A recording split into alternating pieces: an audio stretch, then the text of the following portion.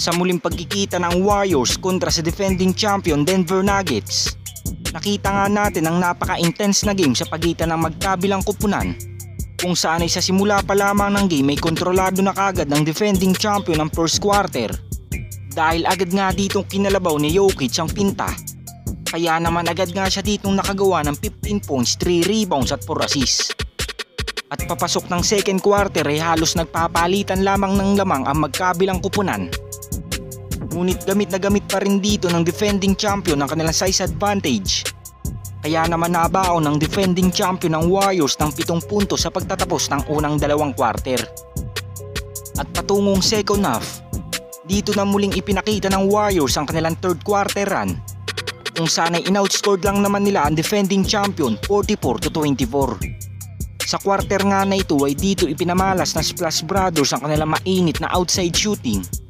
At naging malaking tulong din dito si Jonathan Kuminga, kung saan ay nabaon na nga nila ang defending champion ng 15 puntos sa pagtatapos ng third quarter. Sa fourth and final quarter ay dito na ata matatauhan ng Warriors na kumuha ng big man, dahil patuloy nga silang kinakalabaw ni Nikola Jokic at Aaron Gordon sa pinta. At kahit anong galing nga ni Jackson Davis at Kevon Looney, hindi nga nila masabayan ang dalawang key players ng defending champion, dahil gamit na gamit nga nila Jokic ang kanilang size advantage.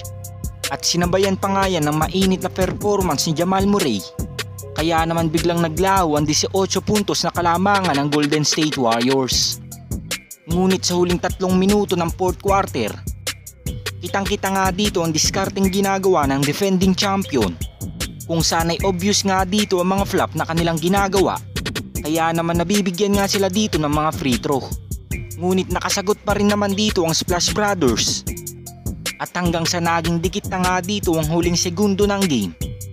At dito na nga pumasok ang tsansa ng defending champion, kung saan ay naipasok pa ni Nikola Jokic ang isang half-court buzzer beater na nakapagpanalo sa kanilang team. So sa malaking tsansa sana ng Warriors na manalo sa game na ito, masasabi natin dito na siguro sila matatauhan na kumuha ng mga sentro. Dahil kung papanoorin nga natin ulit ang kanilang naging game, may butas na butas ang kanilang depensa.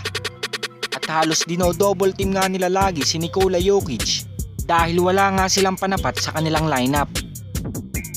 At isama na rin natin sa ating update na inaasahan ng makakasama ni Draymond Green ang kanyang mga teammates sa kanilang practice facility, at posibleng hindi rin magtagal ay makabalik na rin ito sa lineup ng Golden State Warriors.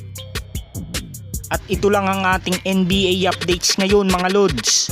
At kung hindi ka pa nakakapag-subscribe sa aking channel, subscribe mo na yan para updated ka sa ating NBA season ngayon. Salamat po.